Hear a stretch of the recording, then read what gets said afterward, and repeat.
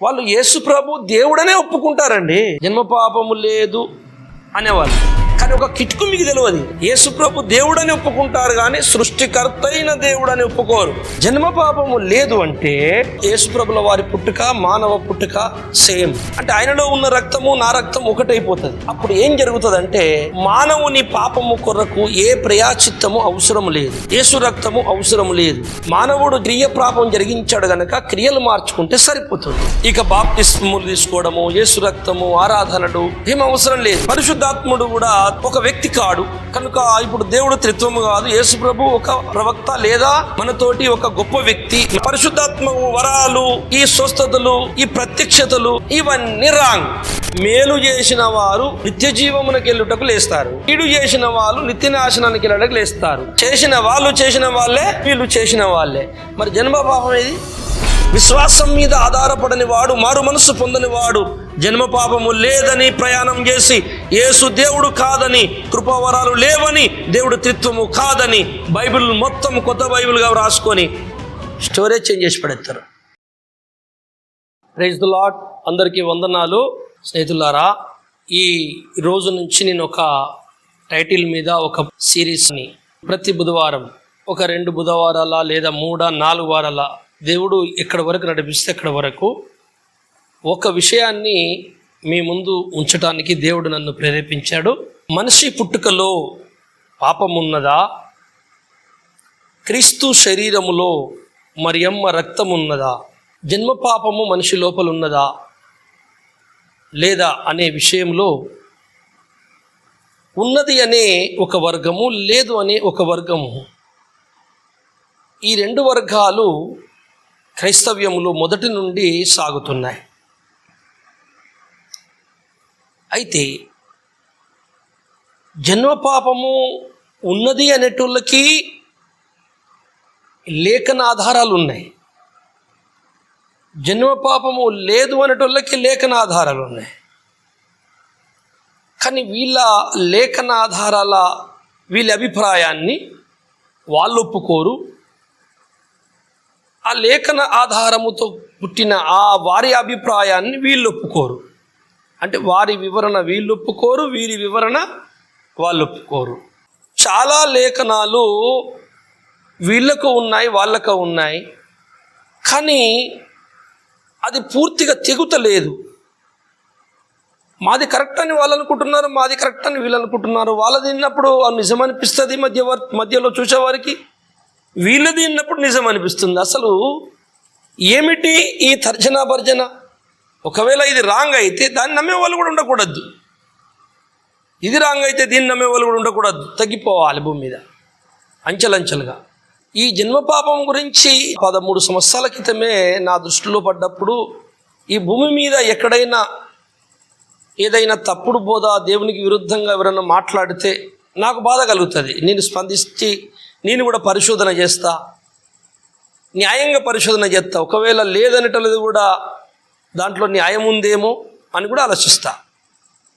ఉన్నది అనేటది అనే ఈ వాదన కూడా ఎంతవరకు కరెక్టు అది కూడా నేను పరిశోధన చేసుకుంటా.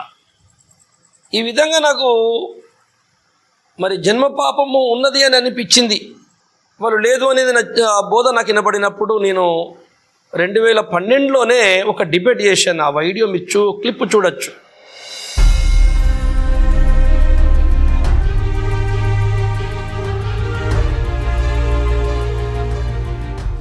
అయితే ఈ మాటను బట్టి దేవుడు నరులను చేశాడు, సమస్తము చేశాడు కనుక అవి మంచివి, అవిటి అపవిత్రమేమీ లేదు అనుకుంటున్నారు.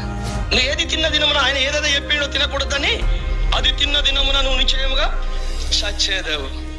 ఇక్కడ మనం ఒక విషయాన్ని మనం ఆలోచించాలి. ఎవరిని శాపించాడు ఈ మాట? ఈ శాపం ఎవరికి పెట్టాడు? ఆదాము గారి పేరు పెట్టే పిలుచుకుందాం. ఆదాము గారు మన పీతరుడు. ఈ భూమి మీద ఆదాము పుట్టినది మొదలుకొని రేపు యుగాంతమయ్యే వరకు, క్రీస్తు వచ్చే వరకు, ఫైనల్ గా తల్లి గర్భం నుంచి పుడుతున్న ప్రతి ఒక్కడు కూడా వెనక్కి తిరిగి వెళ్తే అందరం ఎవరిలో ఉన్నామండి? ఆదాములో ఉన్నాం. ఆదాము గారిని శపించాడు దేవుడు. అంటే ఈ శాపము ఆదాము ఒక్కనికే వస్తుందా? ఆదాములో ఉన్న వారిలో కూడా వస్తుందా? అందరికీ సంభవిస్తుందండి. ఎలిషాబెత్ ఎప్పుడైతే మరియమ్మను చూసిందో ఈమె గర్భవతి, కానీ ఈమె గర్భంలో శిశువులు ఏమవుతున్నట, గంతులు వేస్తున్నట్టు. అసలు శిశువుకి ఏమన్నా తెలుసుద్దండి? తెలియదు.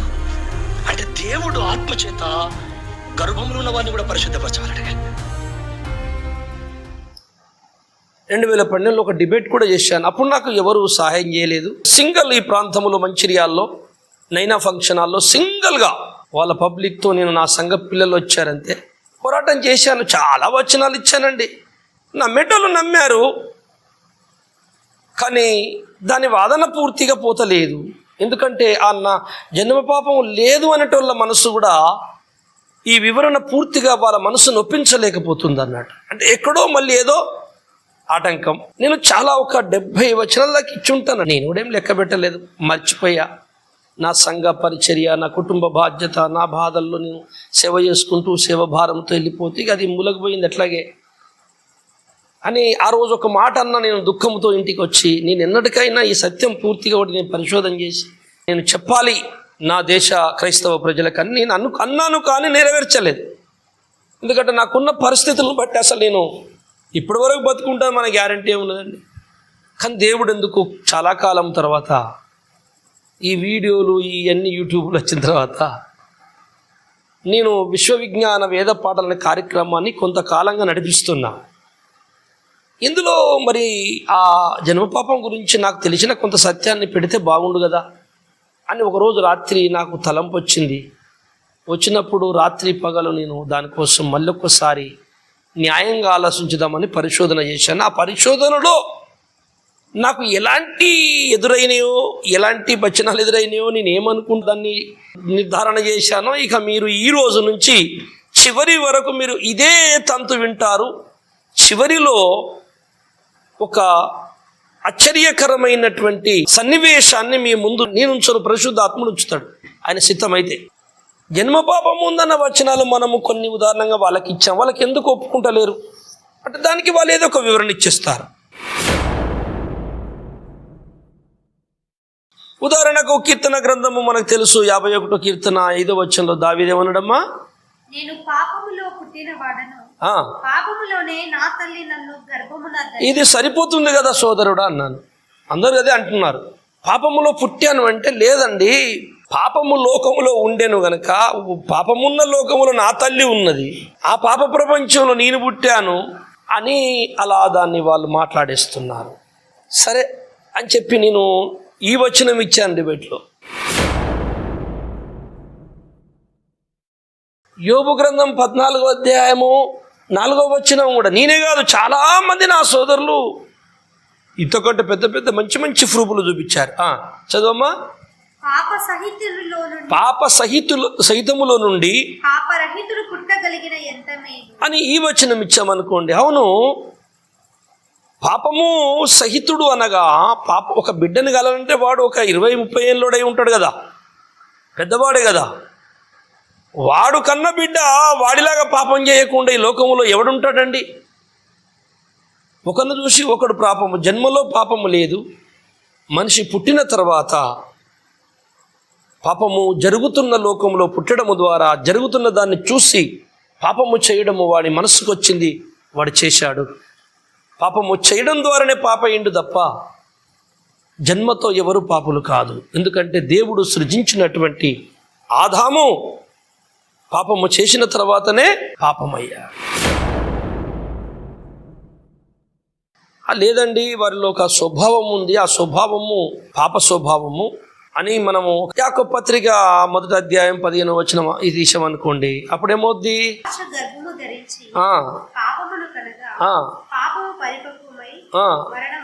అది ఈ మాటగా మరి దురాశ ఉంది కదా, ఆ దురాశ గర్భము ధరించి పాపమును కనగా పాపము పరిపక్వమై మరణమును కనే. అంటే అవునండి, దురాశ పుడితేనే కదా వాడు పాపం చేసింది. దురాశ పుడితేనే కదా. దురాశ తర్వాత పాపము జరిగింది, మరణం వచ్చింది అని చెప్పి దాన్ని ఆ రకంగా చెప్పేస్తారు, ఒప్పుకోరు. ఈ వచనం కూడా అందరూ ఇచ్చారు, నేను కూడా అదే అనుకుంటున్నాను. రోమపత్రిక 7:19 చదవండి ఒకసారి. నేను చేయగోరు మేలు చేయక ఆ, చేయగోరని కీడు చేయుచున్నాను. ఆ, నేను కోరని దానిని చేసిన ఎడల ఆ. దానిని చేయనది నా యందు నివసించు పాపమే గాని ఆ. ఇకను నేను కాదు. ఆ. కాబట్టి ఆ. మేలు చేయగోరు నాకు కీడు చేయుట కలుగుచున్నదని ఒక నియమము నాకు కనబడు. ఒక నియమము నా శరీరములో ఉన్నది, నేను మంచి చెయ్యాలని నా ఆత్మ కోరుకుంటున్నా కానీ ఆ నియమము నాలో ఒత్తిడి చేసి చెడునే చేయిస్తుంది. ఆ నియమం పేరు ఏమన్నాడు లాస్ట్కి? పాపము. పాప నియమం. ఆహా, ఇంకిందండి, ఇంతకంటే గంభీరమైన సత్యం ఏముంటుంది? ఇక ఆ నియమమే పాప స్వభావము పుట్టుకతో వచ్చిందని అందాం, ఇక అయిపోతుంది అని అనుకుంటే, ఒకవేళ దీన్ని అబద్ధం చేసే వచనం ఏమైనా ఉన్నదా అని నేను ఇప్పుడు న్యాయంగా ఆలోచించుతుంది కదా. వాళ్ళు చేసే వాదన కూడా ఎంతవరకు న్యాయం, అది న్యాయమైతే దాన్ని నమ్మాలి మనం అని అనే మనస్తత్వం నాది. యోహాను సువార్త 6వ అధ్యాయము 63వ వచనం అండి, చదవండి ఒకసారి. ఆత్మయే జీవింపచేయుచున్నది, ఆత్మయే జీవింపచేయుచున్నది, శరీరము కేవలము నిష్ప్రయోజనం. రైట్. నా శరీరములో ఒక స్వభావము ఉన్నది, అది పుట్టుకతో వచ్చింది అని మనం అంటే ఈ వచనము దాన్ని కొట్టివేస్తుంది. వాళ్ళు అనలేదు కానీ నేను అంటున్నాను. నేను వాళ్ళ తరపు నుంచి నన్ను నేనే వాదించుకుంటా, నా తరపు నుంచి నన్ను నేనే వాదించుకుంటా. రెండూ లేదు అనే వాదన, ఉన్నదన్న వాదన నా లోపలే నేను చేసుకుంటా వాదన. ఇంకొకరు వచ్చి చేయడం ఎందుకు? ఇలా వాదన చేసుకుంటే న్యాయమైన మనసు కదా, దైవము సత్యం ప్రత్యక్షత చేస్తాడు అనేది నా కాన్సెప్ట్, నా ఆలోచన, విశ్వాసం. నా జీవితానికి అలాంటి విశ్వాసము నాకు ఉండడం ద్వారా అదే సంప్రాప్తి అయింది. నా ప్రభు నాకు నేర్పించాడు. ముందు ముందు మీరు తెలుసుకుంటారు ఇది నిజమేనా ఇతడు చెప్పే మాట అనేది. నా ఆలోచన మీకు అర్థమవుతుంది సుమి, నా మాటల్లో బోధల్లో మీకు ముందు ముందు అర్థమవుతుంది.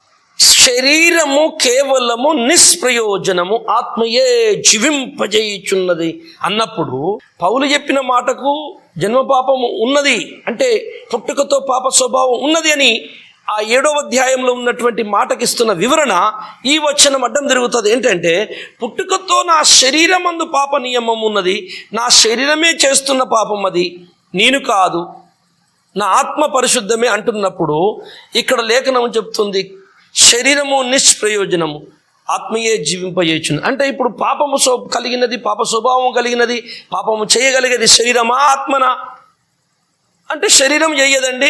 ఆత్మ బయటికి వెళ్ళినాక చచ్చిపోయిన శవము దానికి ఏం స్వభావం ఉంటుంది, ఏం పాపం చేస్తుంది? కనుక శరీరము కేవలం నిష్ప్రయోజనం, అలా ఏముండదు.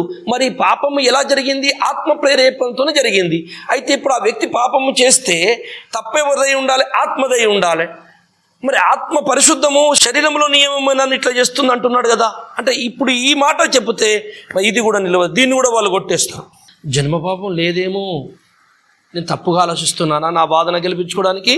మళ్ళీ ఆలోచించిన, అవును, జన్మపాపము ఉన్నది అంటే నష్టమైంది, లాభమైంది. జన్మపాపము లేదు అంటే నష్టమైంది, లాభమైంది అనే ఆలోచనలోకి వెళ్ళింది నా మైండ్. అక్కడ కొంచెం పరిశోధన జరిగింది నాకు ఆలోచన ప్రపంచంలో.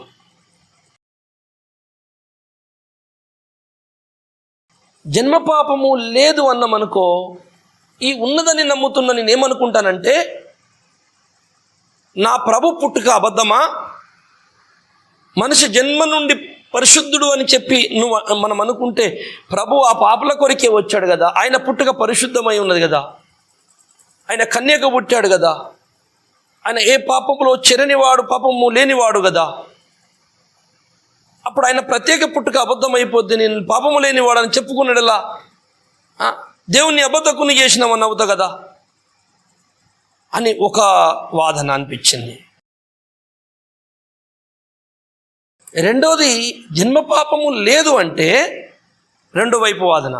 దేవుడు యథార్థవంతుడు కదా, మనుషులను యథార్థవంతులుగా చేసిన వాడు కదా. యథార్థంగా దేవుడు మనుషుని చేస్తే మనం జన్మపాపం ఉన్నదని అంటే ఒకవేళ దేవుడు అబద్ధ కూడా యథార్థవంతులుగా చేశానన్నాడు. దేవుడు చేసిన పని పాపంతో చేస్తాడు ఎక్కడన్నా? దేవుడు మంచివాడు, దేవుడు ఎప్పుడు అన్యాయం చేయడు. దేవుడే మనుషులు పాపం పెడతాడా పుట్టుకతో?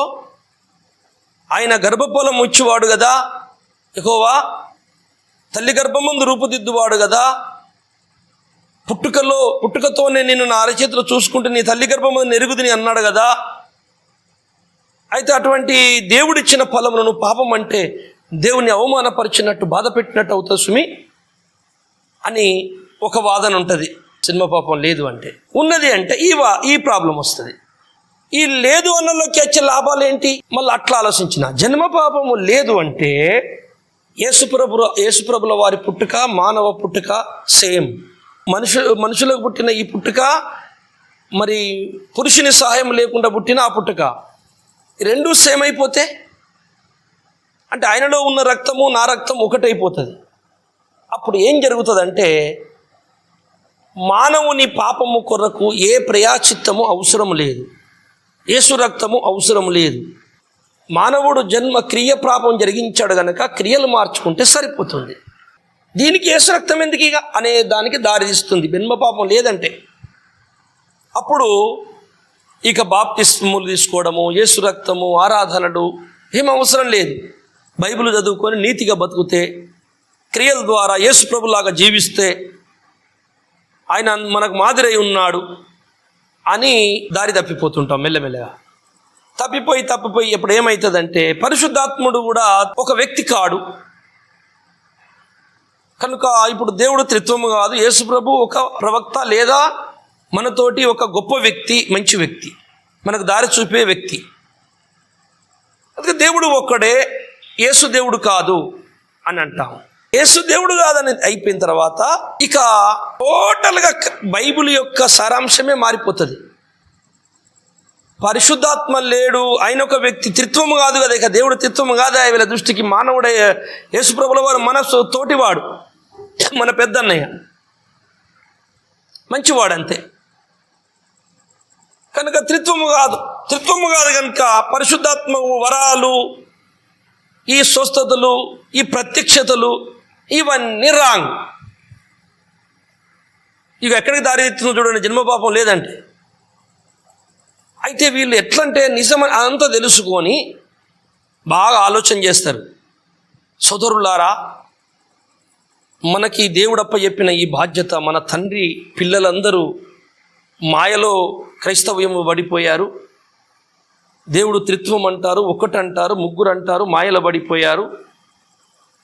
మనము కష్టపడి మన సోదరులను కాపాడుకోవాలి, మన తండ్రి దగ్గరికి నడిపించుకోవాలంటే యేసుప్రభు దేవుడే అని చెప్పుదాం. వాళ్ళు వస్తారు. వచ్చిన తర్వాత యేసుప్రభుల వారు తండ్రికి ప్రార్థించాడు. యేసుప్రభుల వారి స్థాయి ఇది, మానవుడు జన్మతో పాపి కాదని ముందు నిరూపించి వాళ్ళకి నేర్పించి, తర్వాత యేసుప్రభుల వారు మనలాంటి వాడే, దేవుడు త్రిత్వం కాదని దాంట్లోకి తీసుకొచ్చేసి ఇప్పుడు నువ్వు తెలుసుకున్నావు నాయన, ఇక నీలాగా వాళ్ళు మనోళ్ళు కూడా తెలుసుకొని ఇక్కడికి రావాలని చెప్పి వారిని తయారు చేస్తారు. వాళ్ళు యేసుప్రభు దేవుడనే ఒప్పుకుంటారండి, జన్మపాపము లేదు అనేవాళ్ళు. కానీ ఒక కిటుకు మీకు తెలియదు. అలా పాపం ఆలోచన ఎక్కడికి తీసుకెళ్తాడంటే యేసుప్రభు దేవుడని ఒప్పుకుంటారు కానీ సృష్టికర్త అయిన దేవుడని ఒప్పుకోరు. అట్లని చూడండి మీరు. దేవుడంటే మోసే దేవుడే. 82వ కీర్తనలో మీరు దైవములనియు నేనే చెప్పుచున్నాను, అందరమ్మ దేవుళ్ళమే. అట్లనే యేసు దేవుడయా అంటే దేవుడు అన్నంత మాత్రాన మనకేం నష్టం జరగదులే. లేదు బ్రదర్, మీరు యేసుక్రీస్తు ప్రభుల వారిని సృష్టికర్త అయిన దేవుడు అని అనండి, ప్రార్థన చేయండి. అట్లా అక్కడ రహస్యం బయటపడుతుంది. నేను ఈ కాన్సెప్ట్, ఈ ఆలోచన ప్రపంచాన్ని నేను 2012లోనే మొత్తం ధ్యానం చేసేసిన. కానీ వాళ్ళ మీద నాకు ఏ కోపం లేదు. నాకు ఒక్కటే బాధ ఉన్నది, సత్యము ఎన్నటికైనా ఎవరన్నా చెప్తే బాగుండు పూర్తిగా అని ఎదురు చూశాను. కానీ చెప్పారు చాలామంది, నా సోదరులు కష్టపడ్డారు, బాగా లాక్కొచ్చారు. కానీ ఇంకా కొద్దిగా ఏదో డౌట్ కొడుతుందండి, క్లియర్ అవుతలేదు నాకు కూడా అని. ఇప్పుడు నా దేవుడు నాకు సరైన పద్ధతిలో క్లియర్గా అర్థమయ్యేటట్టు చాలా శ్రమ పడితే నాకు కొంత దొరికింది. ఈ ధననిధిలోకి వెళ్ళి కొంచెం నిధి నాకు దొరికింది. నేను మీతో పంచుకుంటా, అది మీకు ఇష్టమైతే నమ్మండి, లేదంటే ఇది కాదు బాబు అని చెప్పుకోండి మీరే. నేను దానికి పోటీ ఏం పడట్లా, కాకపోతే వివరణ ఇస్తున్నా. ఈ పరిస్థితి ఇలాగే సాగుతుందా ప్రభువా అని నేను అడిగినప్పుడు దేవుడు నాకు ఇచ్చాడు. ఇలా ఎందుకు సాగుతుంది? అపోస్తల కార్యం 3:21 ఒకసారి చదవండి. అన్నిటికీ కుదురుబాటు కాలములు వచ్చునని దేవుడు ఆది నుండి తన పరిశుద్ధ ప్రవక్తల నోట పలికించెను. అంతవరకు యేసు పరలోక నివాసి అయ్యుండుట ఆవశ్యకము. అన్నిటికీ కుదురుబాటు కాలములొచ్చునని నువ్వు చదవలేదా? వాక్యం అంటే అవును చదివాను ప్రభువా. ఇదిగో ఇంతకాలం ఇది ఇలా సాగింది, ఇప్పుడు నా రాకట సమీపించింది కనుక అన్ని తప్పుడు బోధాలు, అన్ని రహస్యాలు బయటికి తీసుకొస్తా అని అంటే, అబ్బా ఎంత మంచి పని చేస్తున్నా, తీసుకురండి. నేను రోజు అదే ప్రార్థన చేస్తున్నా. సత్యసేవకులందరికీ తోడుండు ప్రభువా, సర్వసత్యం బయటికి రావాలి. పౌలయ్య ద్వారా వేసిన పునాది మీదకి అన్ని సంఘాలు రావాలి. నీ సత్యసేవకుల్ని ఇబ్బందులు పెడుతున్నా మాంత్రిక దుష్ట అంధకార శక్తుల్ని తొక్కివేయడం రోజు ప్రార్థన చేస్తాను. నేను అదే చేస్తాను ప్రభు అని నేను అనుకున్నా. అయితే నాకు ఈ ప్రేరేపణ వచ్చేసరికి నా ద్వారా కూడా కొంత చేస్తాడేమో అని మళ్ళీ నాకు ఆలోచన వచ్చింది. ఒక లేఖనము దినులరా ఆలోచించేటప్పుడు చాలా జాగ్రత్తగా ఆలోచించాలి. లేఖనము మనిషిని బతికిస్తుంది. అదే లేఖనము మరోలాగా నువ్వు ఆలోచిస్తే నిన్ను తొలగిస్తుంది. ఇది రాసిన వాడు పరిశుద్ధాత్ముడు, ఆయన లేకుండా ఎవ్వనికి అర్థం కాదు. కనుక ఈ ఆత్మ లేని వ్యక్తులకి ఆత్మ ప్రత్యక్షత అన్నా నేను, ప్రత్యక్షత అలా ఎప్పుడంటే అప్పుడు వాళ్ళకి అలా మనస్సుకి ప్రత్యక్షత అందకపోతే ఈ లేఖనాల్లోకి వెళ్ళి ఎట్లా సులువుగా మనిషి జారిపోతాడో ఈ విషయం చెప్తా ఈ మొదటి పాఠంలో. యోహాను సువార్త 5వ అధ్యాయం 29వ వచనం మనం ఒక్కసారి చదువుకుందాం. మేలు చేసిన వారు జీవ పునరుత్థానమునకును, కీడు చేసిన వారు తీర్పు పునరుత్థానమునకును బయటకు వచ్చెదరు. ఇప్పుడు ఈ వచనం ఎంత క్లియర్గా చెప్తుందో చూడండి. చేసిన వారు మనిషి ఎట్లా తప్పిపోతాడో ఆ రూట్ మీకు చెప్తున్నా. ఎలా తప్పిపోకుండా ఉండగలడో కూడా చివరి వరకు ఈ సబ్జెక్టు మీరు వింటే అంచెలంచెలుగా అన్ని విషయాలు మీకు స్పష్టంగా నాకు తెలిసింది మీకు చెప్తా. మీకు నాకంటే ఎక్కువ ఇంకా దేవుడు బయలుపరుస్తాడు ఇన్నప్పుడు. మేలు చేసిన వారు జీవ పునరుద్ధానము లేస్తారట యేసుప్రభు వచ్చినప్పుడు. పునరుద్ధానం అంటే తెలుసు కదా అందరికీ, మహిమ శరీరాలతో లేస్తారు. మేలు చేసిన వారు నిత్య జీవమునకు వెళ్ళుటకు లేస్తారు. కీడు చేసిన వాళ్ళు నిత్య నాశనానికి వెళ్ళడానికి లేస్తారు. చేసిన వాళ్ళే వీళ్ళు చేసిన వాళ్ళే. మరి జన్మ పాపం ఏది?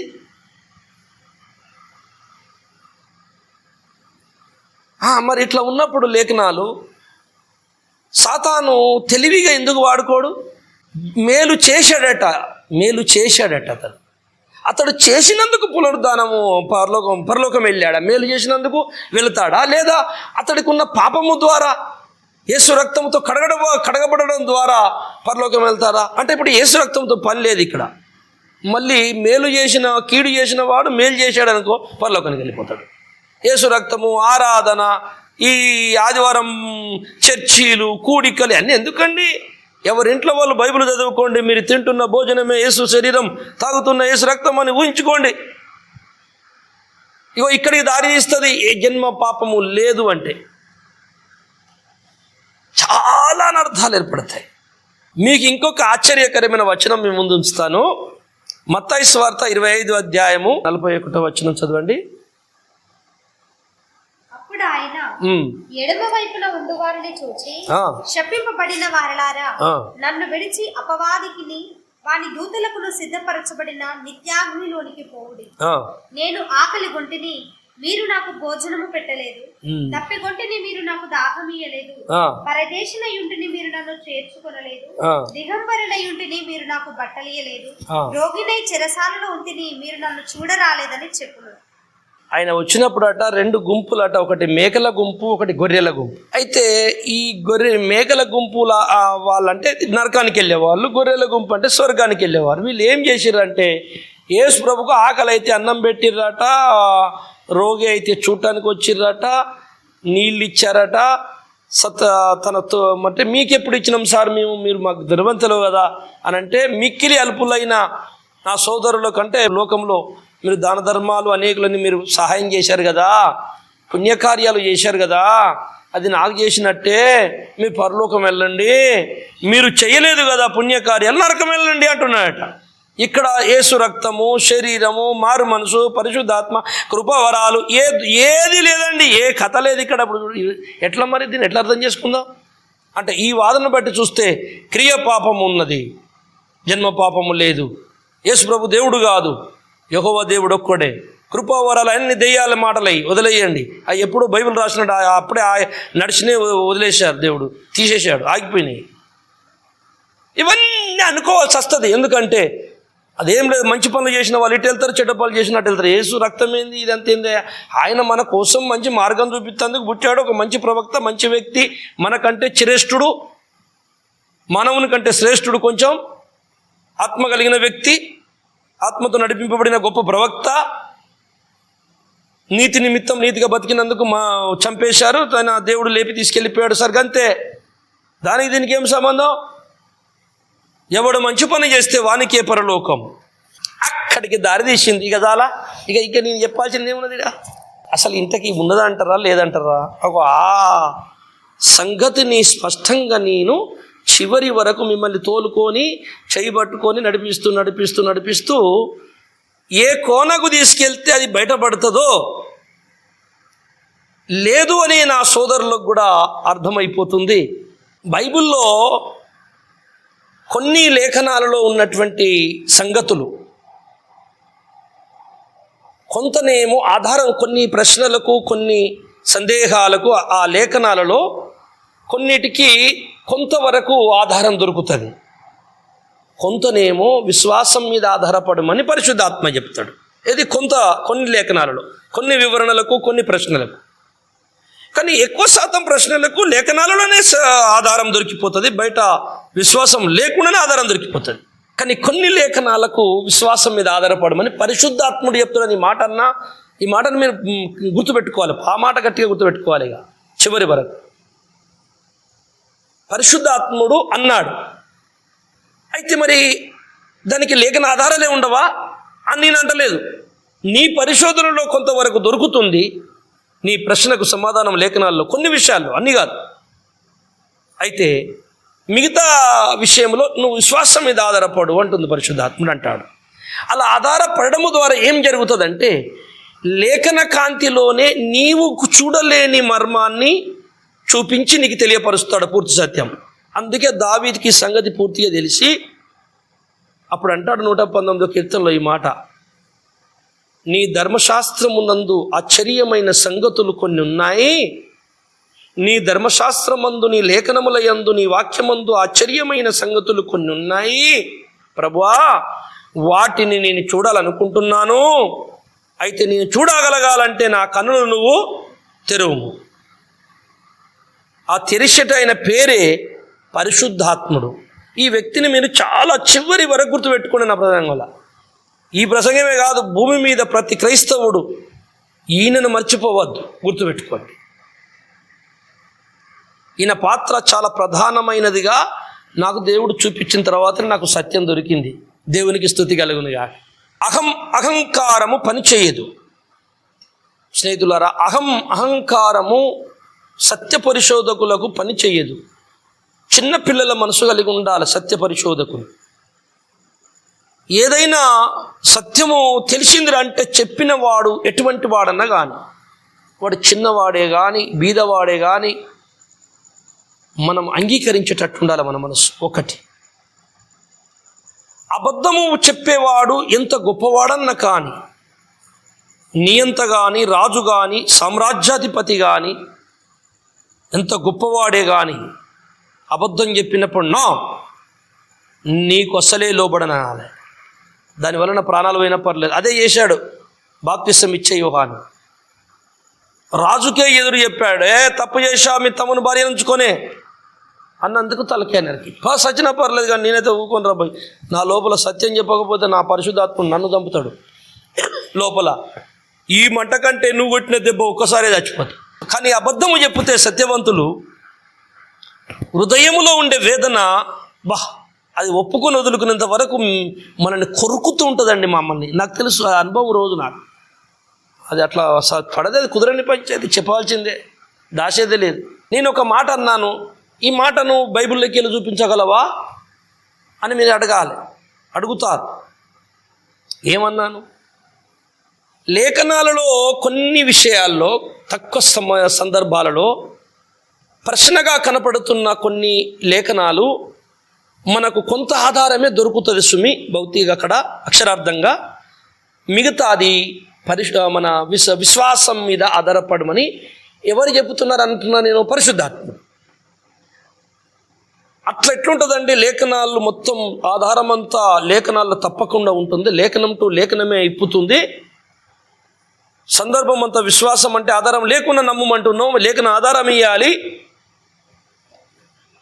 అని మీరు మొండి పట్టుకున్నారు అనుకోండి. నేను మళ్ళొక మాట ఏమంటున్నానంటే, ఇది గుర్తుపెట్టుకోవాలి. అన్నీ కాదు, చాలా తక్కువ సందర్భములో తక్కువ చోట్ల దేవుడు భక్తుని పరీక్షించుటకి అట్లా రాయించాడు. అక్కడ దొరకదు. అది విశ్వాసం మీద ఆధారపడి ఉండాలి, నమ్మాలి.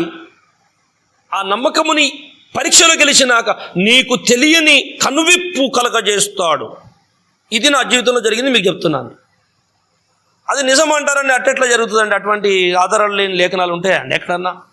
చెప్తున్నాను వినండి. ఒక్క వచనం ఇస్తా, ఎన్నో ఉన్నాయి కానీ కొన్నిట్లో ఒకటి ఇస్తా, మీ ముందు ఉంచుతా. ఇప్పుడు యోహాను సువార్త 6వ అధ్యాయము 54వ వచనం చదవండి. నా శరీరము తిని నా రక్తము త్రాగువాడే నిత్య జీవము గలవాడు, అంత్య దినమున నేను వారిని లేపుదును. చాలు. యేసు ప్రభుల వారు నిలుచోని మాట్లాడుతున్నాడు. ఆయనకు శరీరం ఉన్నది, ప్రాణము, రక్తం ఉన్నది. ఆయన లోపల నుంచి రక్తం బయటికి రాలేదు, శరీరము కండలు కోల్చి బల్ల మీద కుప్పబెట్టలేదు. జాగ్రత్తగా ఇప్పుడు వినండి. నేను ఈరోజు మొదటిసారి ఈ మాటలు ఎందుకు చెప్తున్నానంటే, చాలా ముందు ఇంకా చాలా ఆశ్చర్యమైనటువంటి మాటలు తింటారు మీరు నాతో. మీరు అలవాటు పడాలి. ఇప్పుడు ఇక చాలా కష్టపడి చాలా సంగతులు నేర్చుకొని దేవుని దగ్గర మీ దగ్గరకు వచ్చాను. నేను అంత తేలిక తీసేయకండి, దయచేసి మంచిగా ఆలోచించండి. బతికున్న వ్యక్తి చావన లేదు, రక్తం బయటికి వెళ్ళలేదు. ఇది నా శరీరం అని ఒక రొట్టె, ఇది నా రక్తం అని ద్రాక్షరసాన్ని వారికి ఇస్తున్నాడండి యేసు ప్రభు. నేను వచ్చే వరకు ఇట్లా చేయండి. ఇప్పుడు అందరూ తీసుకుంటున్నారు ప్రతి ఆదివారం, ఇది నా శరీరము, రక్తం అని. దేవుని సేవకులు ఒక రొట్టెను, ద్రాక్షరసాన్ని సంఘానికి ఇస్తున్నారు. అది తింటేనే వాడు అంత్యదినమున లేపబడతాడట, పునరుద్ధానమే. లేకపోతే అంతునుగా లేవడట. అయితే అక్కడేమంటున్నాడు? ఇది నా శరీరము, నా శరీరము నిజమైన ఆహారమును, నా శరీరము నిజమైన ఆహారము, నా రక్తము నిజమైన పానమునై, అది నిజమైన భోజనము, నిజమైన ఆహారం. వాస్తవానికి మనం తీసుకుంటున్న రొట్టె యేసు శరీరమా? అక్షరార్థమైన శరీరమా? కాదు. మనం త్రాగుతున్న రక్తము అది నిజంగా రక్తమేనా యేసు ప్రభుది? కాదు. అందుకే అంటున్నా, విశ్వాసం మీద ఆధారపడని వాడు, మారు మనసు పొందని వాడు, జన్మ పాపము లేదని ప్రయాణం చేసి, యేసు దేవుడు కాదని, కృపావరాలు లేవని, దేవుడు త్రిత్వము కాదని, బైబిల్ మొత్తం కొత్త బైబిల్గా రాసుకొని స్టోరేజ్ చేంజ్ చేసి పడేస్తారు. మళ్ళా యెహోవా సాక్షుల కేటగిరీ కంటే ఇంకా డేంజర్ అయిపోయి ముస్లింల కంటే భయంకరంగా తయారవుతారు. ఇది ఉన్న వాస్తవం. ప్రమాదాలు మరి ఏది నమ్మితే ఏం ప్రమాదం అన్నా కదా, ఇంత ప్రమాదం ఉంది, దీనికి దానికి లేదు. పాపిని ప్రభు అని ఒకళ్ళు పాపము లేకున్నా కానీ అంటే, సరే తెరా నువ్వు తగ్గింపును బట్టి క్షమిస్తలే, ఇంకా నాకు మంచిదే కదా అంటాడు. ఒకవేళ లేకున్నా అంటే, కానీ లేకున్న ప్రసక్తే కాదు అది. యేసు రక్తము శరీరము మరి నిజముగా నాదని నమ్ము అంటాడు. ఇక పౌలైతే మొత్తం కత్తి పెట్టి నరికినట్టే చెప్పిండు. 1 కొరింథీ 11వ అధ్యాయంలో ఏమన్నాడంటే, ఇది ప్రభు శరీరమని, ఇది ప్రభు రక్తమని మీరు నమ్మక, విశ్వాసించక, వివేచించక తీసుకుంటే మీకు శాపము. అనేకులు రోగిష్ఠులాయిరి, బలహీనులాయిరి, కొందరు నిద్రించిరి, చనిపోయిరి. ఆహా, ఎందుకు? ఇది నిజమైన శరీరము, నిజమైన రక్తం అని మీరు నమ్మనందుకో. మరి ఎట్లా నమ్మాలి సార్ చెప్పండి, మీరు చెప్పండి ఇంటున్న వాళ్ళు. అరే మా కనపడుతూనే ఉన్నదా గోధుమ రొట్టె, మీరేమో యేసు శరీరం అంటున్నావా, ఎట్లా నమ్ముతావు, ఎట్లా తింటావు చెప్పండి. నమ్మాలి, అది ఎట్లా జరుగుతుందో చెప్పాలి నాకు, మీరు ఎట్లా జరుగుతుందో చెప్పాలి.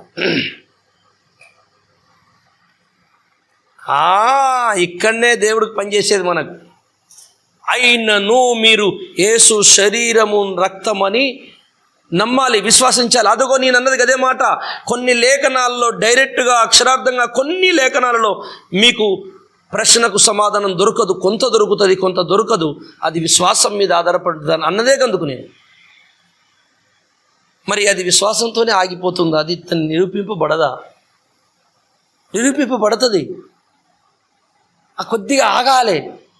నువ్వు విశ్వాసించిన తర్వాత జయిస్తావు. నువ్వు నమ్మావు గనక, నేను చూడకుండానే నమ్మేశావు గనక నీకు ఇప్పుడు నీ సత్యం బయలుపరుస్తారా అంటాడు దేవుడు. నమ్మడం అనేది ముఖ్యం. విశ్వాసం అనున్నది నిరీక్షింపబడుచున్న వాటి యొక్క నిజస్వరూపం. నేను దేని కొరకు ఎదురు చూస్తున్నానో కనబడన దాని కొరకు, దాని నిజరూపం ఏంటి అంటే నా నమ్మకమే, విశ్వాసమే. అటు ఎట్లుంటుంది మేము ఒప్పుకోం. జన్మపాపం లేదు, యేసు రక్తం శరీరం, ఉట్టి రొట్టె ద్రాక్షరసం, అన్నం కూడా యేసు రక్తం అనుకోవచ్చు. పెద్ద లెక్కే ఉందా? అవసరం లేదు అని ముందేమో యేసే దేవుడు అన్నీ ఉంటాయి రండి బ్రదర్ అని తీసుకెళ్ళి ఆ గుంపులో వెళ్ళిపోయిన తర్వాత ఇప్పుడు వాళ్ళలాగా వారు తయారైతే వాళ్ళు కూడా ఏం చేస్తారంటే, అమాయకులైన ప్రజల్ని మీరు జన్మపాపం అని మోసం చేస్తున్నారు, రండి బయటికి అని వాళ్ళని పట్టుకొస్తారు. ఆ గుంపట్ట తయారైపోద్ది. కొంత ఒక మాట చెప్పాలంటే ద్వారా దేవుని నమ్మినటువంటి వారిలో మీకు ఈ సంగతి చెప్పుతాను నేను. రెండు వర్గాలలో రెండు స్వభావాలు. మారు మనసు పొందిన క్రైస్తవులలో, మారు మనసు పొందిన వర్గాలలో వారికి ఇది సరిపోతుంది. పాపములో నేను పుట్టి తిని, పాపములో నా తల్లి గర్భం ధరించను, నేను పుట్టుకతోని పాపినై ఉంటుని అని దావీదు చెప్పిన మాట, యోబు చెప్పాడు 14వ అధ్యాయంలో, పాప సహితల నుండి పాపరహితుడు పుట్టనేరడు అని. మీ స్వభావం చుట్టకతో మంచిది కాదు అని ఈ లేఖనాలు ఏవేవైతే ఉన్నాయో మనవి, ఈ లేఖనాలు వీళ్ళకు సరిపోవు, వీళ్ళు ఒప్పుకోరు. కానీ క్రైస్తవ్యములో మరి పైన జ్ఞానమును అంటే పరిశోధన చేసే ఆ మనస్తత్వము లేనటువంటి వాళ్ళకి అది సరిపోతుంది. అవును నిజమే, దేవుని స్తోత్రం అని నమ్ముతారు, విశ్వాసించి రక్షింపబడతారు. కానీ ఒక వర్గం ఉంటుంది అందులోనే, వాళ్ళు పరిశీలన చేసే మనసు, వాళ్ళకి ఆ పై పొర బోధ సరిపోదు. వాళ్ళు దానికి ఇంకా కొంచెం లోపలికి వెళ్తారన్నమాట. వాళ్ళకి ఈ వివరణలు కావాలి. ఇది ఒక వర్గం. ఇక ఇంకొకటి మారు మనసు పొందిన వర్గం ఉన్నది. అందులో ఒక రకమైన వాళ్ళేమో మేము విననేనాడు అసలు, నువ్వు చెప్తారు ఇంటర్ చెప్పేదాకా నేనవే, చెప్పినాకన్నా మంచిది కాదను అని ఇనబాయ్, మాకు అవసరమే లేదు అని వెళ్ళిపోతారన్నమాట. కానీ అదే వర్గంలో డీప్గా ఆలోచన చేసి, పరిశోధన చేసి, చదివి వాళ్ళ పొగరు అహంకారానికి తగ్గ లైను ఒకటి నేర్చుకొని బోధ, ఇక ఈ ప్రపంచానికి దీనికంటే గొప్ప జ్ఞానం లేదు, నేనే జ్ఞానిని అని వాళ్ళు ఊకుంటారు. వాళ్ళకి వెళ్ళి బ్రదర్ అది ఒకవేళ కాదేమో ఒకసారి ఆలోచించుదామంటే ఎట్టి పరిస్థితులు కాదు అని నిరూపించు దమ్ముంటే అని ముందుకు వస్తారు. మనం డిబేట్లు పెట్టి నిరూపించడానికి ప్రయత్నం చేసామనుకో, వాళ్ళు చాలా జ్ఞాని కదా, వాళ్ళు తెలుసు వీళ్ళు చెప్పేది సత్యమని తెలిసినా సరే దాన్ని కప్పివేసి జంప్ అయిపోతారు, ఒప్పుకోరు. ఎందుకంటే నేను అనుకున్నది నెరవేరాలి, నా పంతన నెరవేరాలి, ఎట్టి పరిస్థితుల్లో వాళ్ళు నిజం కాకూడదు, నా ఈగో దెబ్బతింటుంది, నా ఫాలోవర్స్ దెబ్బతింటారు అనే పాపం కష్టపడి ఆ బాధ ఉంటుంది ఆయనకి. అట్లా వాడు ఒప్పుకోడు, అట్లా కష్టపడతారు. అయితే ఎందుకు అట్లా జరిగింది పాపం ఆయనకంటే, అతనికి మారు మనసు తెలియదు. అతనికి గురువు బాప్తిసం ఇచ్చిన వాళ్ళు కూడా మారు మనసు లేదు. ఈ మారు మనసు పొందని వాళ్ళు, బాప్తిస్మములో పరిశుద్ధాత్మ రుచి చూడని వాళ్ళు, ప్రత్యక్షతలు దర్శనాలను నమ్మని వాళ్ళు, ప్రేరేపణలు నమ్మని వాళ్ళు, చల్ నేను లేపో అంటారు. మాది ఎట్టి పరిస్థితుల్లో కరెక్ట్ కావాలి. ఇందులో రెండు భాగాలు, ఇందులో 2 భాగాలు ఎట్లున్నదో చూడండి. అయితే పరిశోధనాత్మకమైన జ్ఞానులైన వ్యక్తులకు మాత్రము ఖచ్చితంగా పొర అంటే పైన బోధలు, ఆ నిరూపణలు సరిపోవు. అంతర్లీనమైనటువంటి సత్యాన్ని తోడుకొని తింటారు వాళ్ళు. ఇప్పుడు ఆ కోవకు చెందిన వ్యక్తినే నాలాంటి వాళ్ళు, నాలాగా అనేకులు ఉన్నారు సత్యబోధకులు, వాళ్ళని దేవుడు కాపాడి నడిపించునుగాక. ఎటు తిరిగి దేవుడారా ఒక్కటైతే నాకు దేవుడు చెప్పిండు, అన్నిటికీ కుదురుబాటు కాలాలు వస్తాయి. యేసుప్రభుల వారు నా రక్తం త్రాగి నా శరీరం తిన్నవాడు నిత్య జీవము గల్లవాడు, అంతే దినమున మనం లేపేదను అని అన్నప్పుడు చాలామంది శిష్యులు ఆ మాట వినట, అరే ఈయన రక్తమును శరీరముని మనం తినడం ఏంట్రా, ఇది తింటేనే మన పాపాలు పోగొట్టుకుని పరలోకం పోవడం ఏంటి అని నచ్చక చాలామంది చాలామంది అప్పుడు ఉన్నంత మంది అంతా వెళ్ళిపోయింది. ఒక 12 మంది వీళ్ళు తప్ప 100 మంది. మళ్ళెన్నడూ అతన్ని వారు వెంబడించలేదు అని రాయబడింది అక్కడ. అంటే యేసుప్రభుల వారి మాట వాళ్ళకి ఎట్లా కనిపడిందంటే, ఈయన ఇంతవరకు చచ్చినోళ్ళని లేపి రోగులను తీశాడు, బాగానే ఉన్నది, ఇప్పుడు వరకు మంచిగా మాట్లాడాడు, ఒకేసారి వెర్రితనంగా మాట్లాడండి, ఇది రక్తం శరీరం తినడమైంది, వెర్రోడున్నట్టున్నాడు, వెర్రి లేచిందే ఈయనకి, అరే ఈయన ఒక రకమైన మెంటలో ఏమో,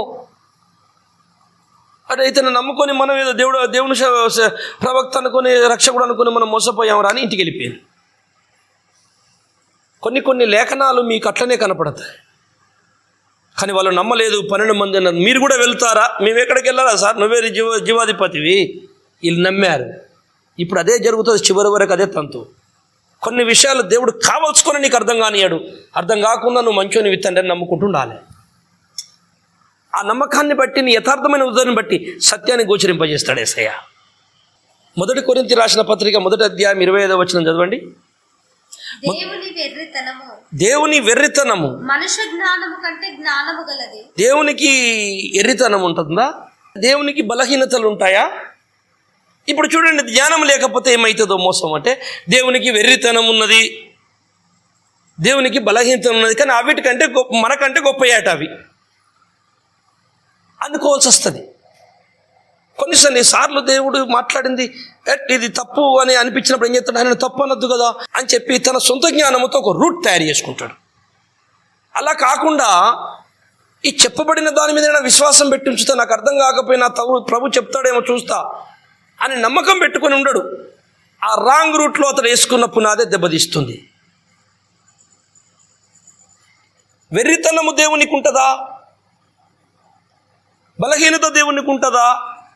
మనకంటే ఆయనకున్న వెర్రితనము మనుషుల జ్ఞానము కంటే గొప్పదట. ఇది ఎలా అర్థం చేసుకోవాలంటే ఒక చిన్న ఉపమానం చెప్పి నేను ముగించేస్తాను. ఒక వ్యక్తి ఈ ఊరు నుంచి పక్క పట్టణానికి వెళ్తున్నాడు. ఇంత సర్ది కట్టుకున్నాడు, దుశ్శాలడ కట్టుకొని వేసుకొని కర్ర పట్టుకొని నీళ్ళ డబ్బా బుర్ర వేసుకొని నీళ్ళ బుర్ర. అప్పుడు వెనకట అడవిలోకి వెళ్ళి మనుషుల కాలిబాటల తోవలు ఉండేవి, బైకులు ఆటోలు కావప్పుడు. ఆ అడవిలో పడెళ్ళాలా. ఒక 6 కోసుల దూరం పోయినాక ఆయన అనుకునే ఒక ఊరు ఉన్నది, పట్టణం. అక్కడికి వెళ్ళి తన పని చేసుకొని రావాలి. ఈ వ్యక్తి నడుచుకుంటూ వెళ్తున్నాడు. ఊరు బయటికి వెళ్ళినాక కొంత ఎడారి ప్రాంతంలో గుమ్మడి చెట్టు తీగ కనపడింది. ఆకి ఇంటింత గుమ్మడికాయలు కాసినాయి, భలే ఉన్నాయి, నేను వచ్చేటప్పుడు తీసుకుపోవాలరా అనుకున్నాడు. వెళ్ళిపోయి ఇంకా ముందుకు సాగాడు. అడవిలోకి మధ్యలోకి వెళ్ళిన తర్వాత ఎండాకాలం మంచి ఎండ కొడుతుంది. ఒక చెట్టు కింద కూర్చొని కొద్ది అన్నం తిని, తెచ్చుకున్న సద్ది తిని, ఆ నీళ్లు తాగి, అతను తెచ్చుకున్న దుశాల వరుసుకొని కొద్ది ఒరుగుదామని ఆ మర్రి చెట్టు కింద పడుకున్నాడు. అయితే తన ముఖం మీద ఆ తువాల కప్పుకొని పడుకున్నాడు. పడుకునేటప్పుడు అతడు ఏమనుకున్నాడంటే, దేవునికి తెలివి లేదు, ఏలుడంత ఏరుకి ఇంత పెద్ద గుమ్మడికాయలు ఇచ్చిండు, నేను చూశాను రానంగా, ఇంత పెద్ద మర్రి వృక్షానికి గింత పళ్ళు ఇస్తాడా, దేవుడు అంత తెలివి కల్లోళ్ళే కాదేమో అనుకుంటా పండుకున్నాడు. ఆయన పడుకుని నిద్రలోకి వెళ్ళేసరికి ఆ మర్రి పళ్ళన్నీ ఆ తువ్వాల మీద దుశాల మీద పడ్డాయి. ఆ మర్రి పళ్ళను చూసిండు, లేచి చూసుకున్నాడు, గుండె దడలుమన్నది. ఒకవేళ ఆ దేవుడు నేను చెప్పినట్టే ఆ గుమ్మడికాయ తీగ ఏలేడంత గుమ్మడి తీగకి ఇచ్చాడే ఇంత గుమ్మడికాయ, ఈ కాయల గిట్ల ఈ మర్రి చెట్టుకుంటే ఇప్పుడు నేను ఉంటున్నా, నీడకు అంటున్నా, చచ్చిపోకపోతే ఇప్పుడు. అయితే నాదే వెర్రితనం రా, దేవుడు జ్ఞానవంతుడు అనుకున్నాడట. ఈ మనుషులు కూడా ఒక్కొక్కసారి బైబిల్ పరిశోధన చేసేటోళ్ళు ఈ రకంగా దేవుని ముందు వెర్రోలైపోతారు. వెర్రోలను చేస్తాడు దేవుడు త్వరలో. అన్నిటికీ కుదురుబాటు కాలములు వచ్చునంటే అబద్ధ బోధలన్నీ ఎండగడతాడు. బట్టలు ఉతికి ఆరేసినట్టు ప్రపంచమంతా చూడాలి, అవమానమనే నురుగు కక్కాలి. సత్యమేవా జయతే, సత్యము మహాజ్యోతి అయి భూప్రపంచం మీద ప్రకాశించబోతుంది. సత్యవంతులందరికీ అర్థం కాబోతున్నారు, సత్యబోధ అందరికీ తెలుస్తుంది. పరిశుద్ధాత్మ అనే కడవరి వర్షం రాబోతుంది, భూమి మీద ఉజ్జీవం రాబోతుంది. దేవులారా, యేసు ప్రభు రాకడ సమీపించింది, అన్ని సూచనలు నెరవేరుతున్నాయి. ఇక తొందరగా ఇప్పటి వరకు 2000 సంవత్సరాల నుంచి ఇగ్గుతే ఎంతమంది రక్షింపబడ్డారో, ఎన్ని బోధలు జరిగినాయో, 2 సంవత్సరాల అంతకంటే డబుల్ మంది రక్షింపబడబోతున్నారు. అంతకంటే గొప్ప మర్మాలు బయటికి రాబోతున్నాయి. ఇది నిజం, సత్యం.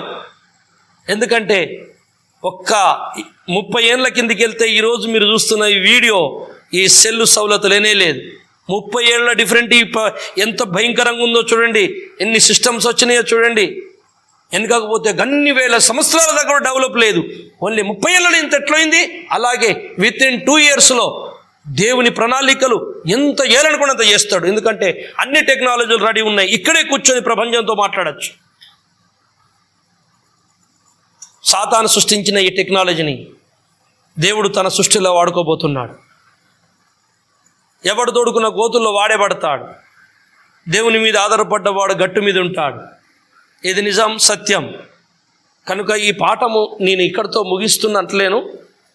ఇది వచ్చే బుధవారం మళ్ళీ ఇక్కడి నుంచి ప్రారంభం చేసి జన్మ పాపం గురించి అసలు ప్రయాణం ఇక మొదలైతుంది. ముందు ఇది ఓన్లీ మీ పరిచయం కోసం మాట్లాడాను. ఈ మాటలు కూడా మీకు దేవుడు మీలో ఫలింపజేసి దీవించునుగాక. మళ్ళీ ముందున్న వీడియోస్ ఇదే సీరియల్గా అనేక సత్యాలు దేవుడు బయట పెడతాడు. దయచేసి ఎదురు చూడండి. ఇప్పుడు రిలీజ్ చేస్తున్న ఈ వీడియో అందరికీ పంపండి. అందరూ సబ్స్క్రైబ్ చేసుకొని రెడీ ఉండండి. ఇది ఒక్కటే కాదు, భవిష్యత్తులో ఇంకా ముందు మనుషుల హృదయాల్లో మిగిలిపోయిన ప్రశ్నలన్నిటికీ సమాధానం చెప్పుటకు దేవుడు ప్రేరేపిస్తున్నాడు. తప్పుడు బోధలు ఎన్నో ఉన్నాయి.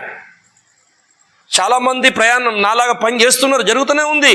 పనిదే ఉంది, నేను చేసేది నేను చేస్తా. చాలా ప్రశ్నలు దేవుడారా, ఊహించలేని ప్రశ్నలు ఉన్నాయి. ఆ ప్రశ్నలన్నిటికీ సమాధానం దేవుడు త్వరలోనే అన్నింటికీ మనకు బయట రాబోతున్నాయి. దయచేసి యథార్థవంతులందరూ, విజ్ఞులందరూ, భక్తులందరూ మీరు నా మాటల వలన మీ కోపము తెచ్చుకోక మీరు కూడా న్యాయముగా ఆలోచించి న్యాయమైన దేవునికి పిల్లలుగా మారాలని ఆ దేవుని పేరిట నేను ప్రార్థిస్తున్నాను. కళ్ళు మూసుకుందాం. పరిశుద్ధుడా, పరమ తండ్రి, ఈరోజు ఈ జన్మ పాపం గురించిన పాఠము మొట్టమొదటిగా ప్రారంభించాము. దీన్ని ఎక్కడి దాకా తీసుకెళ్తారో, అసలు ఈ జన్మ పాపం ఉన్నది ఇక లేదు అనే అవకాశం లేకుండా చేస్తున్నావు. అందరి హృదయానికి అర్థమయ్యేలాగానే చేస్తున్నావు. అది మీరు అనుకున్నట్టు చేసి నెరవేర్చుకొని మహిమ పొంది ఈ వీడియో చూస్తున్న బిడ్డలందరూ అయ్యా వచ్చే బుధవారంకు రెడీ కావాలి. సహాయము చేసి ఇది విస్తరింపజేసి సత్యాన్ని నేనొక్కనే కాదు, చూస్తున్న బిడ్డలందరూ కూడా అందరికీ ప్రకటించి, అందరికీ ఈ వీడియోలు పంపించి వాళ్ళు కూడా ఈ పరిచర్యలో పాలు పంచుకొని ఆశీర్వదింపబడినట్లు నీ కృప చూపి సహాయం చేయమని, నా తండ్రి నీ సేవకుని మరుగు చేసి నువ్వే వాడుకోమని మా రక్షకుడు ప్రభువైన యేసు నామములో ప్రార్థిస్తున్నాను తండ్రి. ఆమేన్. Praise the lord. అందరికీ వందనాలు. వచ్చే బుధవారం ఇదే సబ్జెక్టు, ఇదే ప్రసంగాన్ని ఇక్కడి నుండే మనం మళ్ళీ విందాం. దేవుడు నన్ను బలపరుచున్నట్లు, నేను చెప్పగలిగేటట్టు నా కోసం మీరందరూ నా కొరకు ప్రార్థన చేయండి. మీ కొరకు నేను ప్రార్థన చేస్తాను. హల్లెలూయా.